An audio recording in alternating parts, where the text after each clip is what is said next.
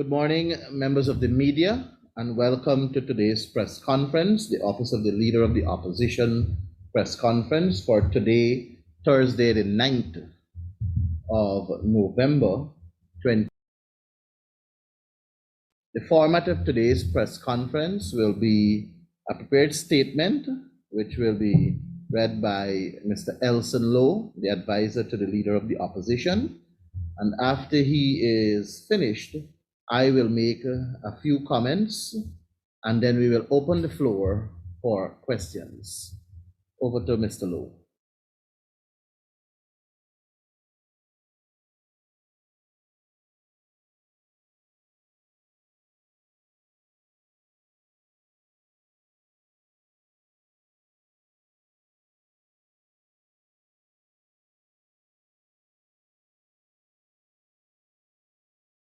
Thank you very much, Ganesh, and good morning to members of the media and the public at large. The PPP's elite, friends, family, and favorites policy is costing Guyanese dearly.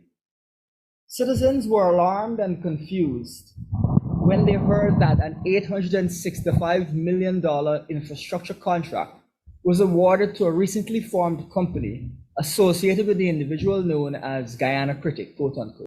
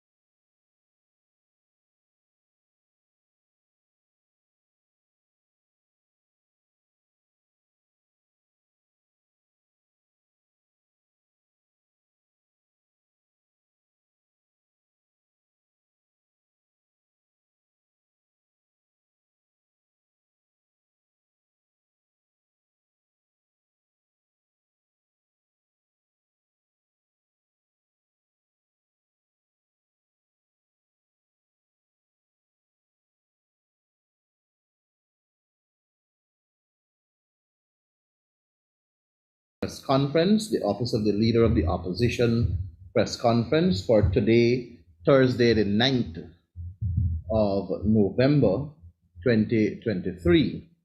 The format of today's press conference will be a prepared statement, which will be read by Mr. Elson Lowe, the advisor to the Leader of the Opposition. And after he is finished, I will make a few comments, and then we will open the floor for questions. Over to Mr. Lowe. Thank you very much, Ganesh, and good morning to members of the media and the public at large. The PPP's elite, friends, family, and favorites policy is costing Guyanese dearly. Citizens were alarmed and confused when they heard that an $865 million infrastructure contract was awarded to a recently formed company associated with the individual known as Guyana Critic, quote unquote. They were further alarmed when, a few days after this announcement, a worker was crushed to death on the worksite of that same company. Guyanese are entitled to a safe workplace, and government contracts should only be awarded to those who comply with relevant safety laws, regulations, and standards. We need to see the results of the Ministry of Labor's investigation into this tragedy so the public knows the truth. Further, RMP David Patterson noted that this company did not meet the minimum experience criteria set out in the procurement rules and brought this matter to the attention of the Public Procurement Commission. After the Commission decided to investigate this award, they were denied the relevant information by the National Procurement and Tender Administration Board, a shocking act of obstruction. This is unacceptable. The Public Procurement Commission, which is a constitutional body, is legally entitled to access documents relating to matters of procurement from any procuring government entity. It must not be obstructed. Denying this commission has not only undermined Guyana's institutions, it has raised the public's suspicion even further. MPTAB hiding the details of the award of a contract for nearly $1 billion Guyana dollars to a non-PPP supporter no less raises red flags of corruption at the highest levels. It is a classic example of the PPP's elite friends, family, and favorites policy when it comes to the allocation of the nation's resources. This must be investigated, and those involved held responsible. The PPP cannot be allowed to treat this nation's resources like their personal bank account. This situation would be bad enough, but, as usual, Second Vice President Jagdeo has demonstrated once again that the PPP has no regard for law and order and national institutions. It is inconceivable that rather than supporting the Public Procurement Commission, he would say that that body should not have threatened to go to court over MPTAB's non-cooperation, but rather ask the president for assistance. Jagdeo seems to believe that Guyana is a dictatorship and that its laws are meaningless. The Public Procurement Commission must be treated with respect. Our courts must be treated with respect. Guyanese must stand up against this casual tyranny, a tyranny which is becoming more prevalent daily. Jagdeo's bizarre attitude, however, has also raised questions about his own involvement in this matter. Jagdeo must say whether he played any role whatsoever in this award. And this too must be investigated so Guyanese know the truth. Guyanese are reminded of Jagdeo's words in the Vice documentary, in which he said, "Sue is my friend, he gets all the support." Is the Guyana critic a friend who has received quote-unquote support? If so, what exactly was the support? The public needs an answer to this question. It should come as no surprise that Guyanese cannot look forward to good quality, lasting roads, or even a consistent water and electricity supply if the specter of corruption hangs over public procurement. The PPP's elite, friends, family, and favorites policy is making life worse for ordinary Guyanese, including their own supporters. This has been compounded by the PPP's consistent efforts to undermine Guyanese institutions like the Public Procurement Commission and judiciary. It is clear that their only interest is in enriching themselves at the expense of our dear country. Thank you. Thank you very much, Elson. Now, for some comments on my part, I want to start by first saying to members of the media that in the recent past, I issued a statement where I stated that for the pump station at Blackbush Polder, the consultant was paid in full, and there was no response up until yesterday from the Ministry of Agriculture and by extension the National Drainage and Irrigation Authority. And in yesterday's Stabroek News, I see a letter was penned by one Dave Hicks, who is the CEO acting of the National Drainage and Irrigation Authority.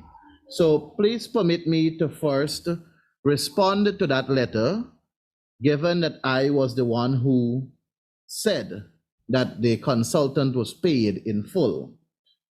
The first two paragraphs of the letter states, and I quote, "The Ministry of Agriculture, National Drainage and Irrigation Authority, NDIA, is yet again forced to respond to missives regarding the termination of the Blackbush Polder Pump Station project in the Kaichor News and Stabroek News. The ministry wishes to vehemently dispute the claim that the consultant on the project, Innovative Engineering, was paid in full. As such, in accordance with the scope of works Most of the monies paid were for design completed and supervision works. Notably, some monies are still owed to the consultant for supervision. Therefore, the consultant was not paid in full as is being claimed. Now, it is most troubling that no less a person than the CEO of NDIA would make such a statement when a document that came out from his office that is in my possession indicates that this consultant was indeed paid in full, or if we want to say a remainder of $142,000 is what is due to him from the contract sum of $21,712,000. Now, this project is the design and supervision for irrigation pump station at Blackbush Polder Frontlands, Lot 4. And its location is Blackbush Polder, East Berbice. The budgeted sum, or the budgeted estimate for 2023 was $13,974,000, of which the contractor is Innovative Engineering Consultancy Services, and the project started on the 8th of December 2020. The total budgeted sum for this entire consultancy for supervision and design is $21,712,000. And in the 2023 budget, because it was a rollover project, that's how the $13,974,000 came into being from the 2023 budget. The previous year expenditure, which was 2022-2021, because in December of 2020 they started to spend money in 2021 and 2022. The previous year expenditure, as in the total sum that they paid this consultant in 2021 and 2022, amounted to $7,738,000. And expenditure as of the 12th of September 2023 for the year 2023 amounted to $13,832,000. So when you add the figure $13,832,000, which is what was paid to the consultant in 2023, and you add that to $7,738,000, which was paid to the consultant in 2022 and 2021, you will get a sum of $21,570,000. That is what the consultant was paid. The sum in total for the contract is $21,712,000, a difference of $142,000. We have established that this Blackbush Polder pump station was terminated, and it was not even 30% completed. Is the Ministry of Agriculture or the CEO of NDIA saying to this nation that $142,000, which is the balance from this contract, is what is left in terms of supervision for a project that is not even that was not even 30% completed? That is absurdity in its entirety. And I want to further do a comparison with the other pump stations with consultants. When you look at the design and supervision service for the construction of pump station at Charity, 60% of the sum of money that was budgeted had been expended, and the project was just 10% completed. That is as of the 12th of September. When you look at the consultancy service for the pump station at Andrews, 84% of the money was expended, and the project was 50% completed as of the 12th of September. When you look at the design and supervision of the pump station at Greenwich Park, Barnwell area, 92% of the budgeted sum was expended, and the project was 98% completed as of the 12th of September 2023. When you look at the design and supervision of the construction of pump station at A-Line in Canal A-Line in Region 3, it was 47% of the budgeted sum expended, whilst the project was at 10% completed as of the 12th of September. Design and review of supervision of project at Canal Number 1, 29% of that sum was expended. The project was 20% completed at that time, the 12th of September 2023.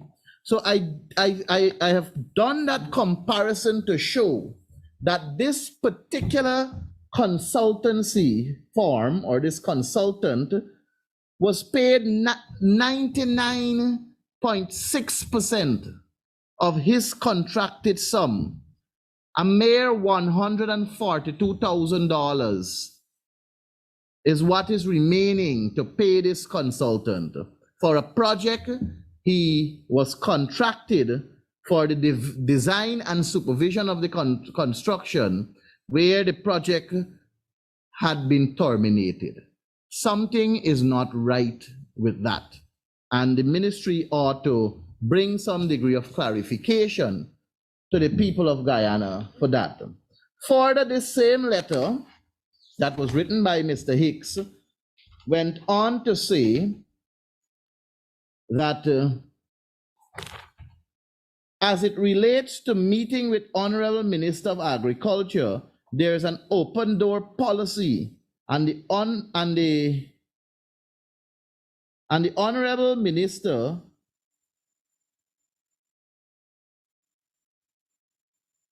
let me start back there. As it relates to meeting the Honorable Minister of Agriculture, there's an open door policy, and the Honorable Minister is open to any constructive conversation or comment that would support the successful completion of capital projects under his portfolio.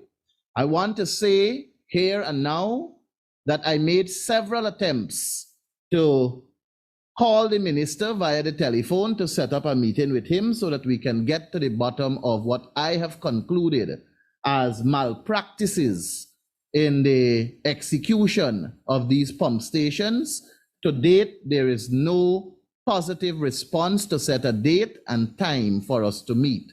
I must say that when the minister answered my telephone call, he indicated that he is going to meet with me and promised to get back, but to date has not.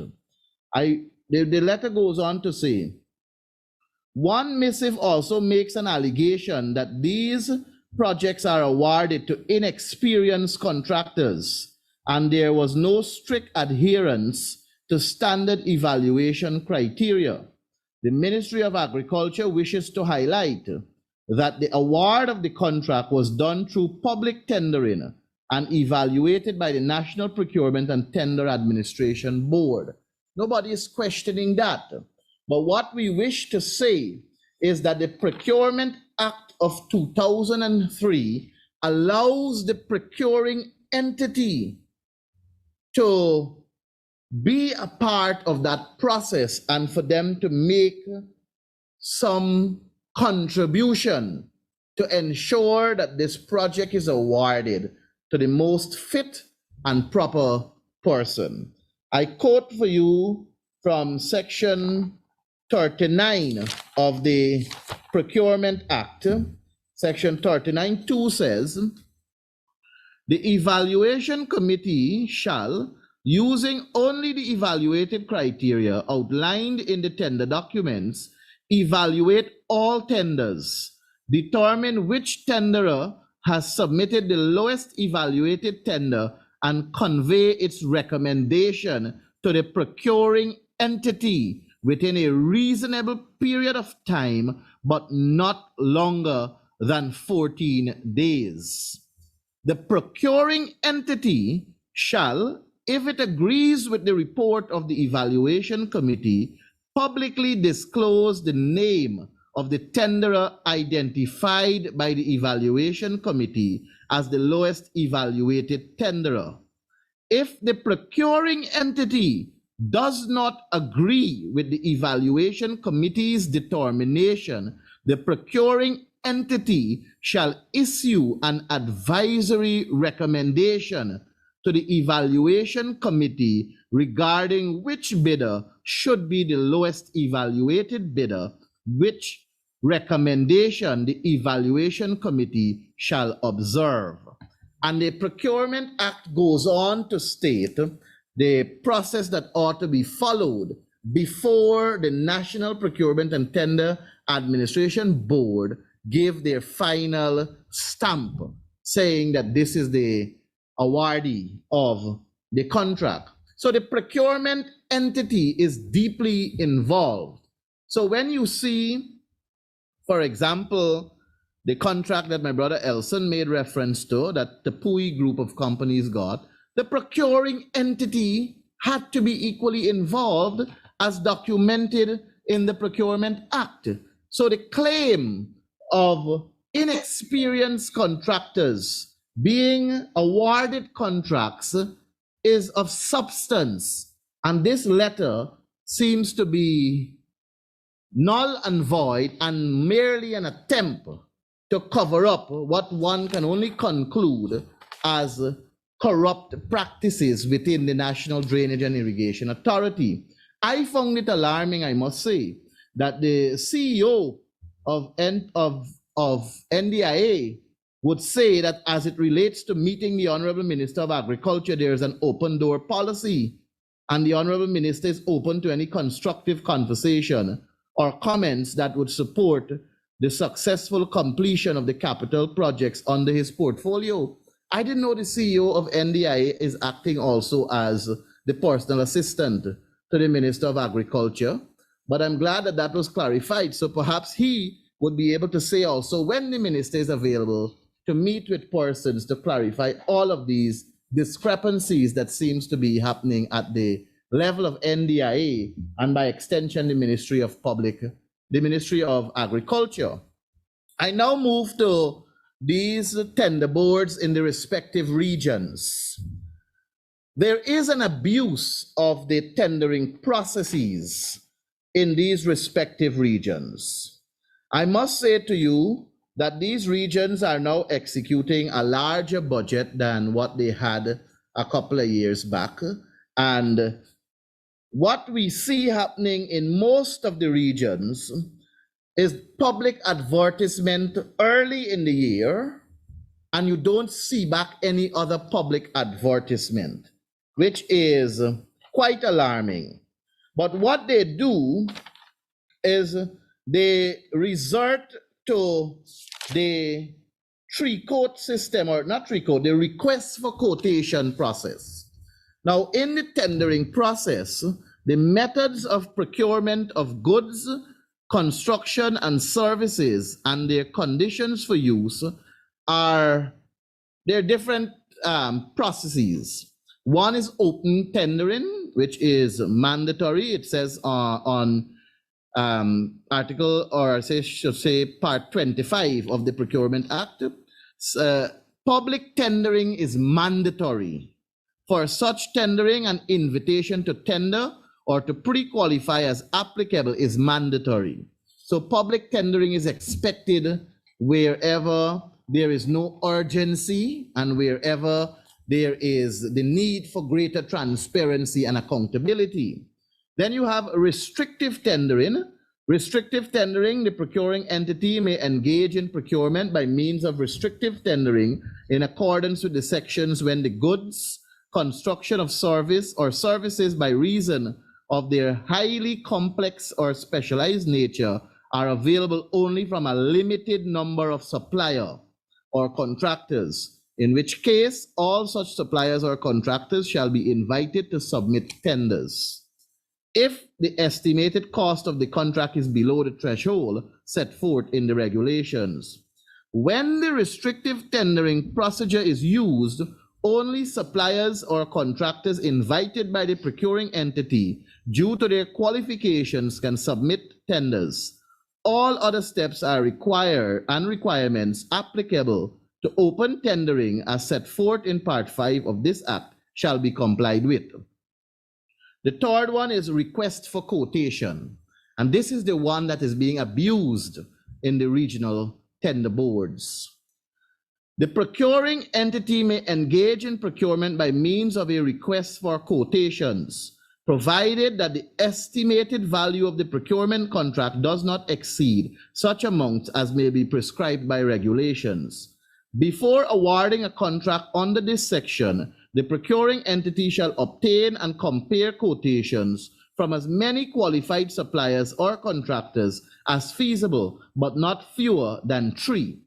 And the other methods are single source procurement and procurement through community participation.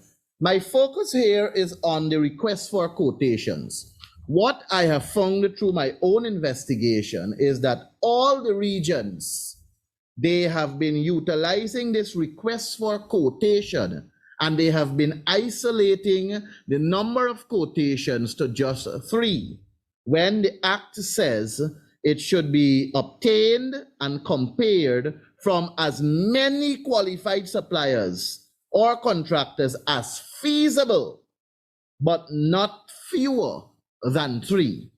What I found is that in region number 1, of the total number of contracts awarded by the Regional Procurement and Tender Administration Board for region number 1, 52% of their contracts were done utilizing the request for quotation system. In region number 2, 53% was done via request for quotation. Region 3, 65% was done by request for quotation. Region 4, 59%. Region 5, 55%. Region 6, 60%. Region 7, 52%. Region 8, 56%. Region 9, 62%, and Region 10, 60%. Of their total number of contracts awarded thus far, those are the percentage that were done via the request for quotation. Why this is worrying is because of many reasons. One being, it is deliberately depriving other contractors from participating in a process that can be classed as transparent and accountable.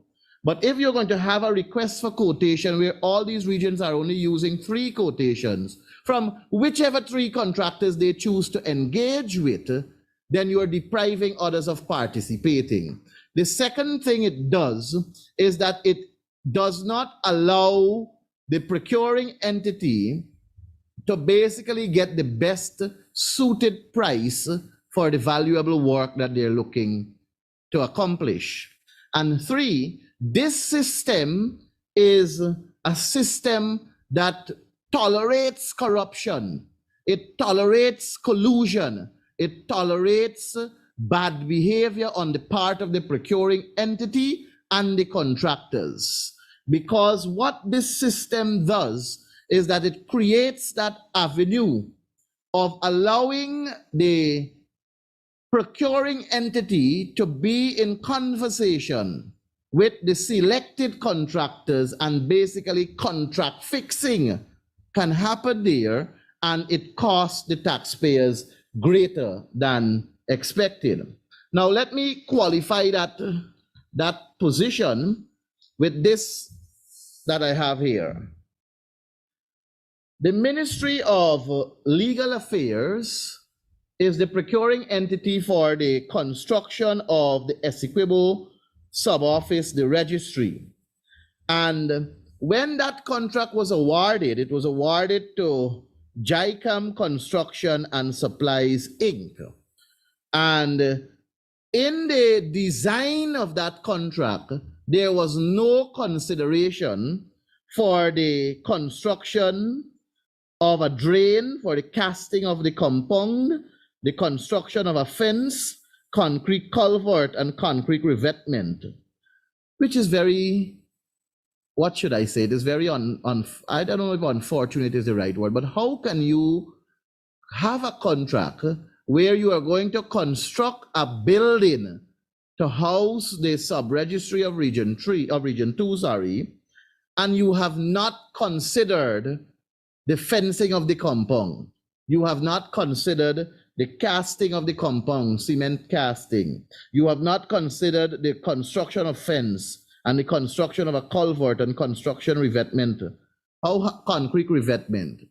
But what happened is that when they suddenly recognized that they did not include that in the original contract of the construction of the building, they had to go back to the process of awarding a contract. But this one, which was awarded, and this one is for the casting of compound and construction of drain, fence, concrete culverts, and concrete revetment at Essequibo Sub-Registry. This one was not done through public tendering, it was done through the quotation system. And the award was made for the sum of $83,159,740,000. And it was awarded to the same contractor that is currently constructing the building or the sub-office, if I may use that term, for the registry. And that award was made to JICAM Construction and Supplies, Inc. But here how I'm talking about contract fixing. The 5 contractors that were asked to submit quotations for this particular contract, one of them is JICAM Construction and Supplies, Inc. The other one is GAFCO Construction and Supplies, Inc. GAFCO Construction and Supply, Inc. is the son of Mr. Jaigobin, and Mr. Jaigobin is the JICAM Construction and Supplies, Inc. The other one is Altec Investment. Altec Investment, as was reported to us, is the person with the technical skill that would normally prepare all the documents for JICAM Construction and Supplies, Inc. The fourth one is Yajoda Prasad and Sons General Construction. We are told by reputable people in region number 2 that Yajoda Prasad and Sons General Construction is the company or the contractor that constructed most of the properties that are owned by JICAM Construction and Supplies, Inc. in region number 2. And the fifth one is J. Prasad and Sons Construction, whom we are guided is a very close affiliate of the proprietors for JICAM Construction and Supplies, Inc. So those are the 5 that submitted quotations for this project that is valued or was awarded to the tune of $83,159,740,000. In the evaluation of the projects now, when it comes to verifying all the documents are in order before the award is made, from the 5, 3 of the contractors or 3 of the tenderers, they did not submit bid securities. So for example, Altec Investment, no bid security, so that will disqualify Altec. You have Yajoda Prasad and Sons General Construction, no bid security, that would dismiss him also. And J. Prasad and Sons Construction, no bid security, dismiss. So for us to look at this, there are only 2 contractors that satisfied the criteria in terms of their submission of documents. And the 2 are JICAM Construction and Supplies, Inc., who is Jaigobin. And then you have GAFCO Construction and Supplies, Inc., who's Jaigobin's son. And the bid amount that Jaigobin placed there, or JICAM Construction, is $83,159,740. And the bid amount for GAFCO Construction, who's the son, is $84,633,465. So the lowest, most responsive bidder there is JICAM Construction and Supplies, Inc. And this is what we're saying in terms of abusing the quotation system to award contracts to friends, families, and favorites. This could have been a public advertisement contract. The construction of that fence, the construction of the the concrete culvert, the casting of the compound, the concrete revetment. This could have been advertised publicly, and it could have been open to a number or several contractors, and we could have very well gotten this sum reduced further and get and save greater, and the Guyanese taxpayers could have benefited somewhere else from another project. But when we say contract fixing, it is projects like these and many other examples exist within the regional procurement and tender administration system. And therefore, it is necessary for one, a complete review of the Procurement Act of 2003. There is therefore a need for procuring entities to stop abusing the existing Procurement Act and work within the interest of what it was intended for. And I say to you that when we speak of massive corruption within these tender boards, it is because we know billions of dollars pass through the tender board and billions of dollars pass through without full scrutiny.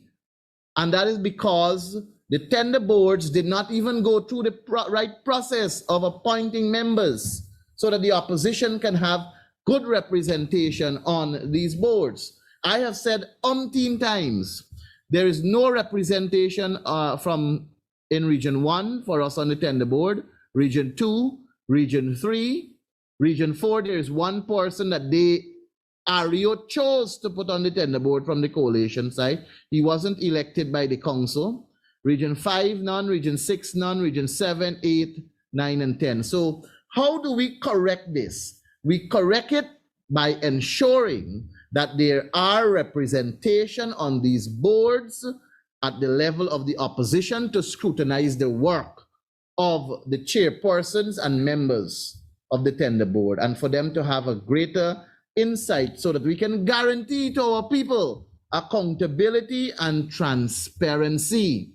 The People's Progressive Party government, Irfan Ali and Jagdeo, talk about transparency and accountability, but we are still awaiting them to be open in terms of allowing even a nominee from the office of the leader of the opposition to sit on these respective boards so that we can have greater scrutiny with better transparency and accountability.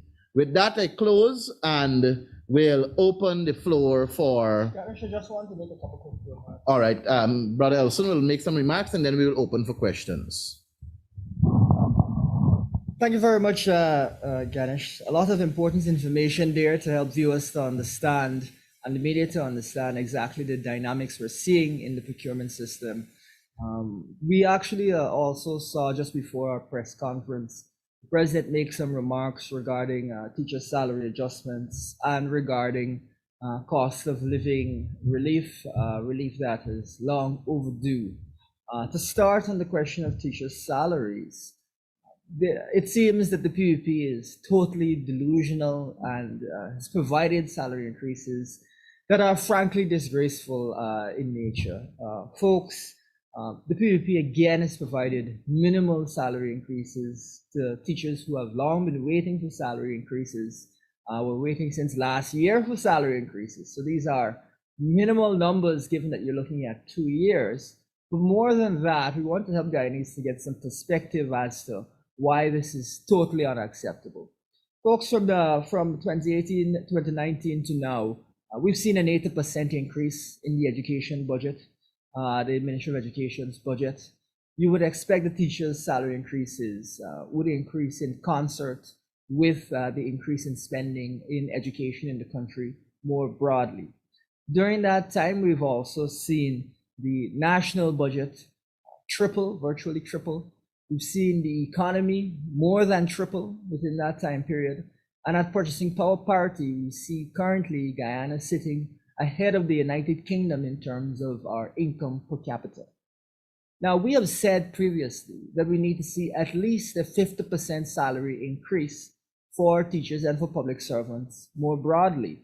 When you're looking at numbers like this, 80% increase in the education budget, tripling of the national budget, tripling of the national economy, When you're seeing numbers like this, to be continuing to provide the types of increases that you might have been providing if we did not have an oil economy is totally delusional. And in the case of PPP has no sense of how to properly govern this country.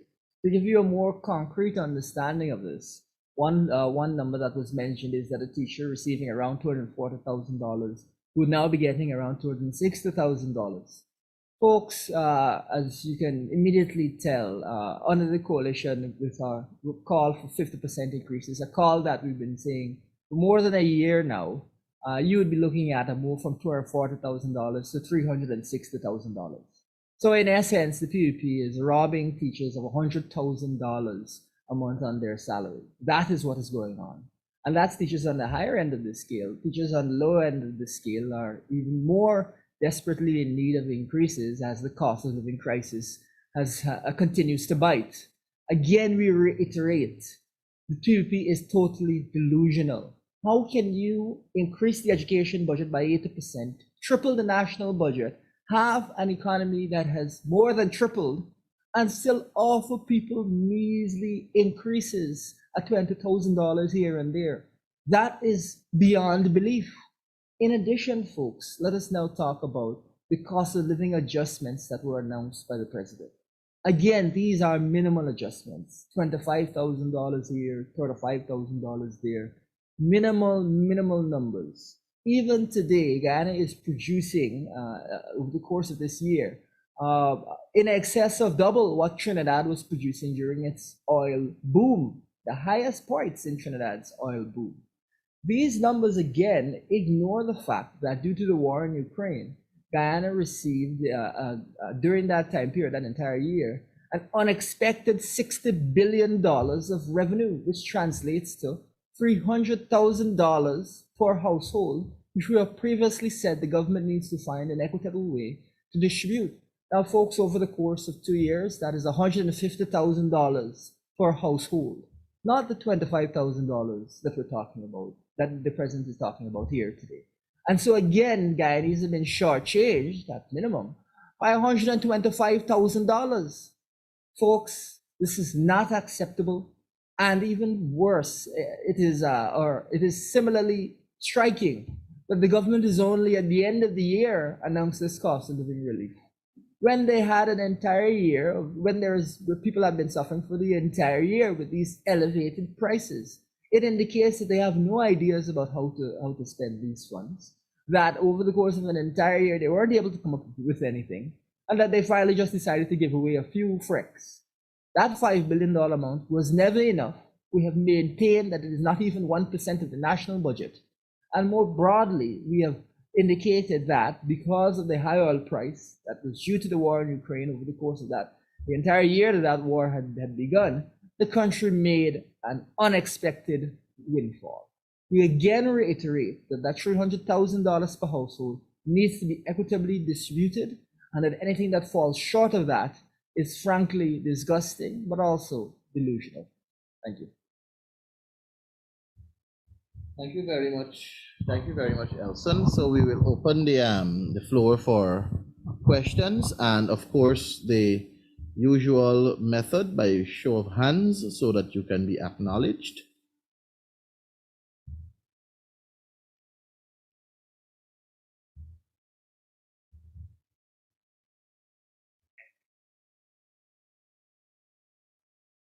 I respectfully acknowledge the hand of Mr. Adam Harris. Good morning, everybody. I'll start with you, Mr. Mahipal. Recently, the Public Accounts Committee met and questioned the accounts that MARAD produced. And a lot of the things you talked about in your presentation, like overpaying or paying the contractor for the entire sum before the contract was even completed, came up, and you talked about people should have gone to jail for doing the same thing at MARAD. I think that was reviewing the account for 2020, if I'm not mistaken. 2019. 2019. How is this thing continuing And why is it continuing? So, Adam, I can't answer how and why these actions are continuing, but what I can say is that if we have proper structure in place to guarantee that it doesn't reoccur, then we can have a better governance system. A fundamental problem at the level of the Public Accounts Committee is the thoughtful approach in terms of how we are dealing with these years. And any government that really and truly wants to have accountability and transparency as their hallmark will ensure that they focus on the work of the Public Accounts Committee to the way where we can be the best advisors to these accounting officers. And when we pick up the errors, the mistakes, the actions that are illegal in some senses, we can provide that level of guidance and get the reassurance of it not reoccurring. Most of these accounting officers that are in place right now, they are not the ones who were there when these acts were committed. And therefore, it is a little bit difficult for them to provide that answer as to why it happened. And that is why we keep inviting the former accounting officers that were there at the time. But what this does is that it provides an insight to the current accounting officers to guide them so that these things don't happen. But unfortunately, when I read the 2021 Auditor General's report, the 2022 Auditor General's report is still to be laid in the National Assembly, but the 2021 one has a lot of recurring issues that happened before also. The best way to fix this is for the Public Accounts Committee to be up to date with the Auditor General's report in terms of their examination, and then we can be able to hold the current accounting officers accountable for their actions. But the way we are operating at the PAC, the government side especially, like they don't want us to scrutinize these findings of the Auditor General report. We had one since the Parliament resumed. The 10th of October, I think the Parliament resumed from recess. Today is the 9th of November. We only had one sitting of the Public Accounts Committee. And it is all because of this motion, that this resolution of the National Assembly, where the quorum was changed by a single vote from the PPP side, a one-seat vote, knowing full well that I've said it umpteen times, we have had the PAC quorum was there, any 3 members since 1957. So it is clear that the government, the People's Progressive Party government, they are running from scrutiny, they are running from proper accountability and transparency. And I await to see how best they will address it, but we will have to continue on the opposition side to expose them when we find these mishaps and call them out for it. I see the hand of Ms. Anasa, if I got that right, from Kaichor News. Yes, good morning, sir. The PNCR was quick to comment on US $214 million audit fiasco exposed in the press. What is your position now on the massive skullduggery the auditors unearthed during their audits of LISA 1 and 2 of the US $7.3 billion? Can you go back to the first part of the question, please? I didn't get it clearly. Sure, no problem.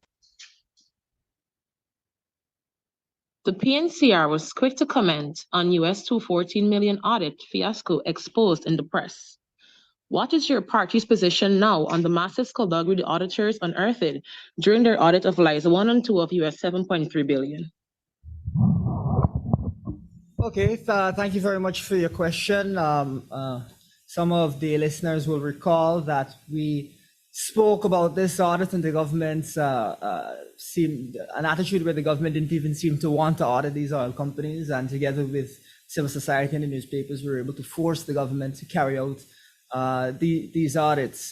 This $7.3 billion audit is indeed the one that we forced the government to carry out. The previous one having been commenced under the coalition. Now, folks, as it concerns this, the findings that we've seen recently, I made some remarks to a journalist from your paper earlier, but I guess maybe those remarks might have slid by. But essentially, what we're saying regarding the findings thus far from the audit is that some of these disputes are concerning, and we need to see the government urgently meet with the operator to clarify some of these issues and to ensure that they do not recur. First of all, the issue where it concerns money being spent on activities that should not be recovered, it needs to be made clear to the operator that this is not acceptable. And some of your viewers here may recall that when we met with the operator, we made it clear to them that not providing information to auditors was not acceptable. So we've been happy to speak to the operator directly on issues that concern us, whereas the government seems to have no interest whatsoever in engaging the operator to make sure that these types of things do not happen in the future, And in addition to that, we also see areas where there seems to be some confusion that the government needs to clear up urgently with the operator, and this concerns spending outside, recovering the costs of operations outside of the Stabroek block within the revenues from the Stabroek block. The reason that we're particularly concerned about this is that it is likely to be a recurring problem because, of course, you will observe that the operator in consortium with other companies has again received another oil block. And so it is perfectly possible that we will again see costs that really should only be claimed in that block being claimed in the Stabroek block. This is not acceptable, and the government needs to speak to the operator as soon as possible to ensure that this does not recur, because this is highly likely to recur, unfortunately. Now, that is where we start. That is to say, we believe that the government must meet with the operator, must make these things clear, because otherwise this will be a continuing area of dispute. But more than that, if in future audits we observe that there's continues to be a problem in this regard, then we would be even more concerned, and additional steps would be considered. One last point that we want to ensure is clear to the public is that we cannot be waiting, which seems to be the government's policy. We cannot just be waiting for things to come up in audits and for us to recover monies years and years down the line. The government needs to be proactive in the way that the opposition was proactive in dealing with these issues. And in doing that, will ensure that the Guyanese people are not denied revenues that they would otherwise be able to access. Because the government doesn't seem to have any kind of control over the oil industry, they are fearful of even approaching the operator on any of these types of issues. Thank you very much, Elson. I see the hand of Davina from Kaieteur News. Good day, everyone. Thank you. Mr. Lowe, the recent audit report flagged Exxon's illegal use of resources in other oil blocks offshore, but the operator will not be facing any penalty or punishment for this. I know you just touched on it briefly, but I wanted to know specifically whether the opposition believes that Exxon should face sanctions for this illegal act. What we believe needs to be the first and foremost port of call here, because there seems to be, or at least the operator is presenting the case that they believe that, as an example, the construction of their headquarters, they wouldn't have constructed the headquarters if it hadn't been for the Stabroek block. That may be their argument. But what we need to see is the government meet with the operator and outline Guyana's position that only expenses related to the Stabroek block should be charged to the Stabroek block. As an example, you might be able to say that the number of workers that would be in Guyana might not be quite as many if there were only the Stabroek block versus the other blocks. So these are the types of things that need to be hammered out in a proactive approach by the government. Otherwise, we will have chaos not just for this audit report, but for multiple audit reports. And the government doesn't seem to understand this and hasn't made that kind of step. It is only after we've been able to engage the operator, if we don't see that the operator is moving forward or has adjusted its approach, then there would be need for additional actions and additional conversations. I know you said outlining Guyana's position, but do you think that that's enough? I mean, Exxon is a multinational corporation. It operates in other parts of the world, so it knows what it's expected of it.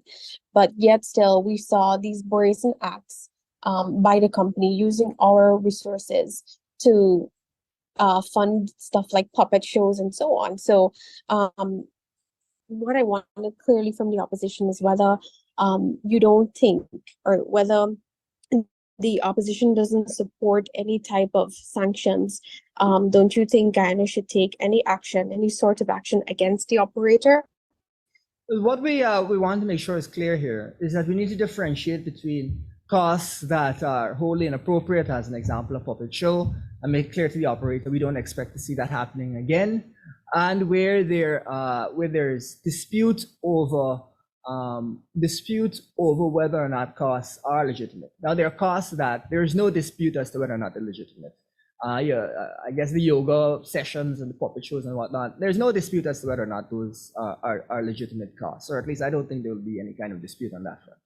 But there is dispute over the size of the Exxon's operations locally and the extent to which those should be recovered. What we're trying to get at here is that needs urgent clarification by the government. We need to hear the opposition, the operator's position on this. We need to understand why they have that position, and we need to get from them some numbers and statistics to indicate what their operations entail, so that we can come to an understanding. What we're saying is there's a difference between a puppet show or yoga activities, which are a one-off that we might talk to them about, and them charging us more than they really should, in our opinion, for activities across multiple blocks. That is an issue which will be a problem in every single audit that is conducted. To that end, we must engage the operator to clarify that. And if there's a disagreement out of that, then we can look at further action and how we will approach it. But we first of all need to engage the operator before we can look at any kind of sanction, because we need to get their perspective and we need to make it clear what our perspective is. Please allow me two other quick questions. Firstly, the Vice President, we see he said that the tax waivers at City Hall lacks transparency and is an avenue for corruption. However, in the oil sector, where billions in tax waivers are approved, does the opposition believe there is enough transparency on the part of the government there? And secondly, the opposition at a previous press conference indicated that it would be engaging its legal team on possible court action as it relates to the extension of the relinquishment provision at the Stabroek block, since government is so far reluctant to share the data submitted by Exxon. Has the opposition arrived at a conclusion as yet? Okay, just to clarify on your second question, you're speaking about the relinquishment that was in connection with the time period having come to an end. I believe there's 120 blocks. Is that what you're speaking to? Could you be a little bit clearer? Yes, that's the 20% of the Stabroek block that was supposed to be relinquished this year, but was extended. I just wanted to know, well, Mr. Norton had said before that the party would be going through discussions with its legal team to determine what can be done, given that government is reluctant to share any justification. So I wanted to know whether the party has arrived at a conclusion there. So as it regards legal action, we haven't come to a conclusion on that front. But what is clear is that the government, and this is based off of the initial relinquishment extension agreement signed by President Granger, that there need to be regular reviews as to whether or not the operations of the operator have been affected. We have not seen evidence of those reviews, and we call again for those reviews to be made public. If you don't have reviews, I imagine it'd be difficult for you to make them public. But that's for the media to ask the government. From that perspective, we can take actions to request information on that front. But as it concerns illegal action, we're still looking at that. That is one element of this. But I think it leans quite nicely into the other question, which is around transparency. If there exists a relinquishment agreement which says that you have to produce assessments, and I think it's every few months you have to produce assessments, why hasn't the government published its regular assessments? That, first of all, is a matter of great a lack of transparency. It is very much ironic that the Vice President will be talking about transparency at City Hall, which we believe to be an effort to divert attention from the myriad of issues concerning Guyana's oil audit. We want to remind our viewers and the media that we had said that it should be a criminal offense to hide the results of an audit.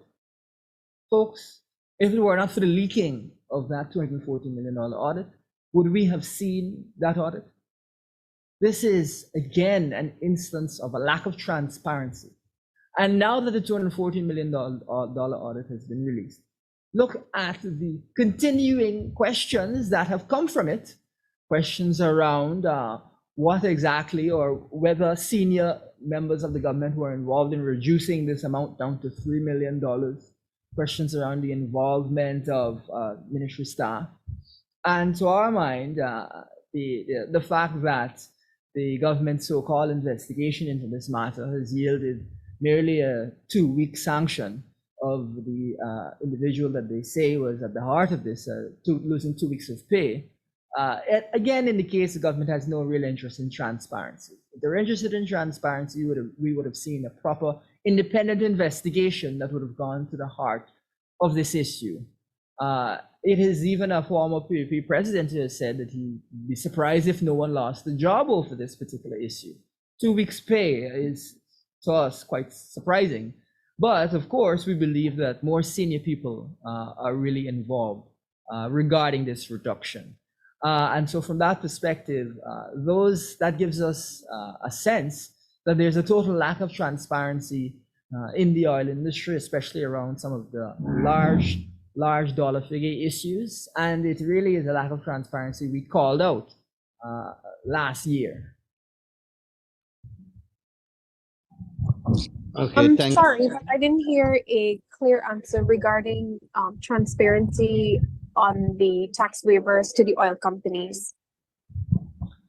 Oh, okay. So you want a more specific answer regarding transparency regarding the tax waivers.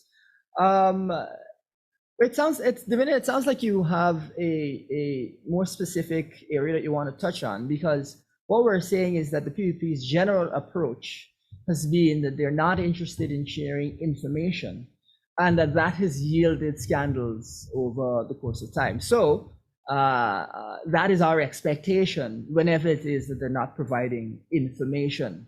And that really is what we expect to see going forward in any situation in which the PUP refuses to provide information. Sorry, if I may, just allow me to repeat my question. I wanted to know if the opposition believes there is enough transparency on the part of the government as it regards these tax waivers, billions of dollars in tax waivers being granted to these oil companies. I mean, we don't know what it's being used for. All of this, we don't know. So do you think that there's enough transparency on the part of the government there? Well, the tax waivers are specifically laid out. So we have an idea of what exactly those waivers are. Now, if there's a need for some quantification of the waivers, that is something that could be done. Requests could be made to the government for information to quantify that. But the waivers are laid out specifically. On that note, what we're saying is we anticipate that requests for quantification of that, for an estimate of the amount of waivers and how they've been used, will be met by the government with secrecy and them hiding this information. So even though it may be laid out clearly that these are the waivers that are supposed to be in place, if there is any need for further detail, the government will avoid giving that information. So from that perspective, it is a government attitude that is the heart of this problem and is reflected across a wide range of issues. Tax waivers would just be the latest example. So do you then find it ironic that the vice president is talking about transparency at City Hall that regards tax waivers, but we don't see this level of transparency as it regards billions more at stake here? Is that what you're saying? What we're saying is, well, first of all, that is quite correct in that regard, that it's pretty ironic that he's talking about City Council. But what we really want to highlight is that Guyana's audits, oil audits, are, there could be tens of billions of US lost over the course of the life of the oil industry because of a lack of transparency, because of not auditing well. So the vice president to be singling out City Hall to us is an attempt to distract from the major, the serious questions that he's faced with. Now, if he is going to admit that the government has not been transparent, I'd be surprised to see that. But this has been their approach thus far. Just one other quick follow-up, Mr. Lowe. Given what we've seen in the audits, don't you think, or shouldn't Guyanese be privy to what those tax waivers are being approved for? And you mentioned the quantitative value. Shouldn't we know specifically how much is being granted and for what? No, absolutely. That goes without saying, as it is, quote unquote, the people's money. What we're saying is the types of waivers and so on, those are clear. It's the quantification of it that the government will resist putting figures to. That is where there is, I think, definitely clarity. The Guyanese people would look forward to more clarity there. All right, thank you very much, Davina. I think I want to acknowledge the hand of your colleague, Anasa from Kaieteur News, and perhaps then we can come back to you if you have a follow-up, please. Okay. So Thank you. Good morning. So your party has outlined its development strategy, and its ultimate objective is to have a livable income for all. Just for clarity's sake, can you say what is meant by the term livable income for all, and how much money do you believe per household constitutes a livable income? All right, I think we did issue a press statement on that also, and I know that Brother Elson elaborated on it before also, so I'll ask him to answer that question. Thank you very much, Ganesh, and thank you for the question there. Now, one of the crucial things that we believe must be one of the first acts, and is an act that the government is refusing to take to involve itself in, is we need a national poverty survey so that we can understand the needs of Guyanese in different parts of the country. A livable income will vary based on where you are in Guyana because the price levels vary based on where you are in Guyana. We have previously indicated that $150,000, no one should be paying taxes making less than $150,000, and that is a benchmark that we look at.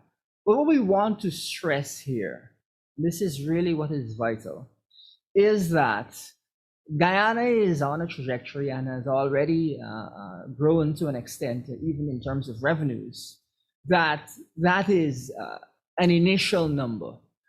We're not looking at Guyanese as the country grows.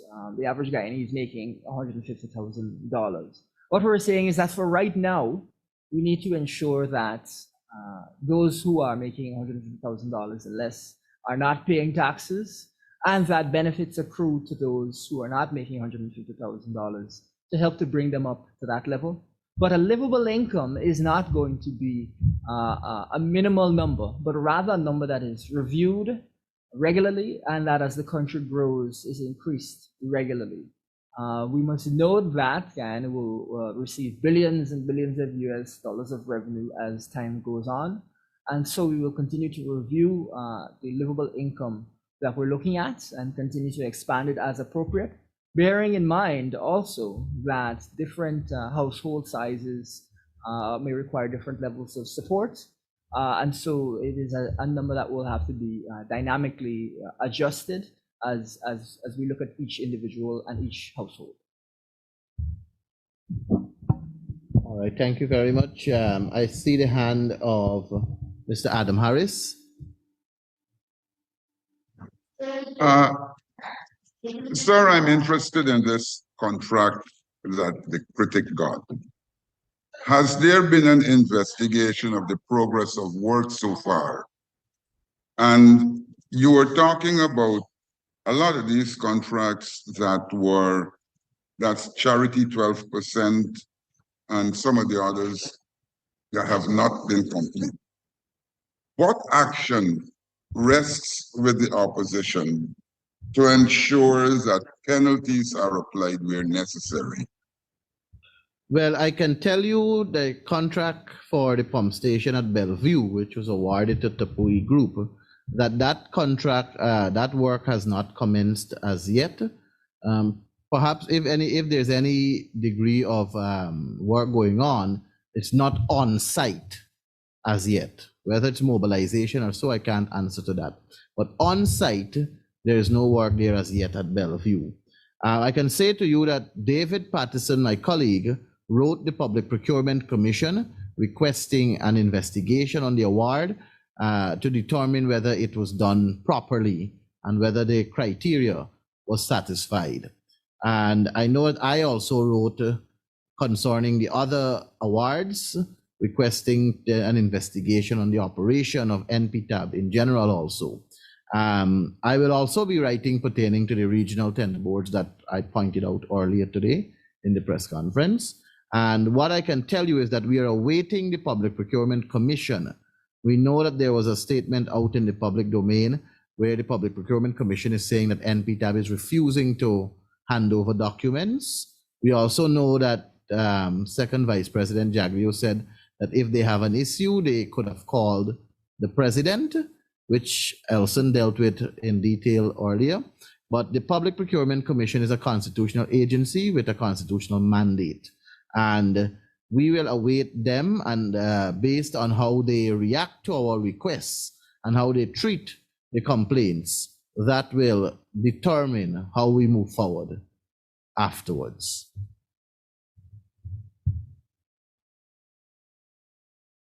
I see the hand of Renee from Kaichor News.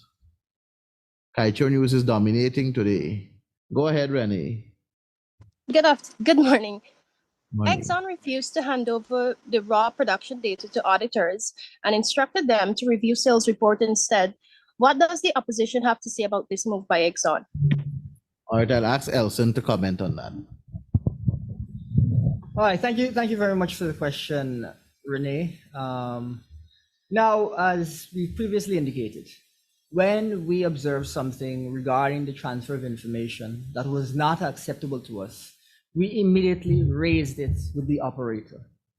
This is again an area of concern, and indeed it indicates Guyana needs to develop additional capabilities to be able to independently verify, which I believe we've said in the past, to be able to independently verify the production that is happening offshore Guyana. But more than that, our position is that information should be provided to auditors, and it is not acceptable for auditors not to be receiving that information. We call on the government to go to the operator and to say, this is not acceptable, and going forward, we should not be seeing this. It cannot just be that it would appear that it is only the opposition that is willing to speak directly to the operator when there are areas of concern where there's a need for improvement.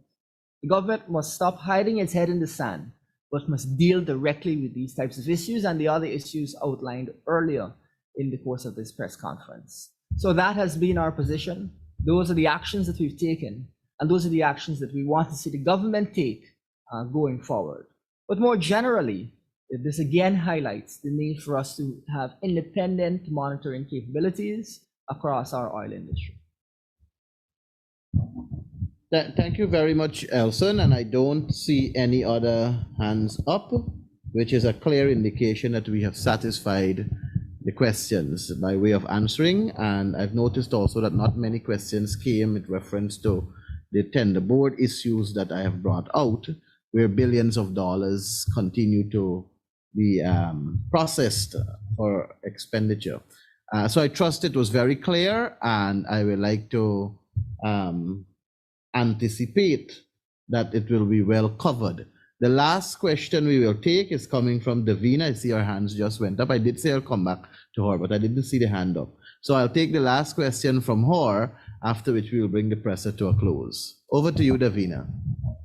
Thank you so much. I was asking whether the opposition will be calling for the tax waivers information to be made public by the government for the oil sector. And just another quick one for me, the government has indicated that it will be using bridge financing for the gas to energy project while it awaits a loan approval by the US Exim Bank. Does the opposition know where that bridge financing component is coming from? So I'll deal with that second question in a little bit of detail, because that is a complicated issue. Let me just deal with the first question that you asked. It is very much as we believe that there should be transparency. We believe that it would be normal for Guyanese to be able to have an idea of the annual tax exemptions that exist over the course of across the oil industry, across all operators in the oil industry. So that is, we believe in transparency, and so we would be happy to see those figures released to the public so that there is a sense of how that functions. We, of course, recognize that Guyana's structure indicates that our take from the oil industry comes from profit oil and from royalties, and so it is not from corporate income tax. And so its relevance from that perspective would be constrained, but there are other areas where it would be, I think Guyanese are entitled to transparency, and that I think is clear. Additionally, as it concerns the bridge financing, we're hearing conflicting things. We're hearing that the NRF might be leveraged in the course of bridge financing. We're hearing that other agencies they may be borrowing in the case of bridge financing while we wait on this approval from the Exim Bank. But really, the use of bridge financing is something that is very tricky and concerning for us, because we need to make sure that there are appropriate structures in place so that this temporary measure does not leave Guyana in a tricky position, either with regard to its sovereign wealth fund or with regard to its debt.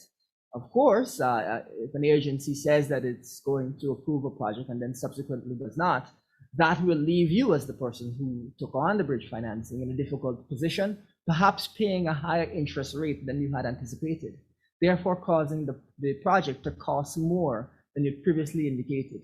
That would therefore mean that the estimates in terms of the price of electricity that have been provided would be incorrect estimates.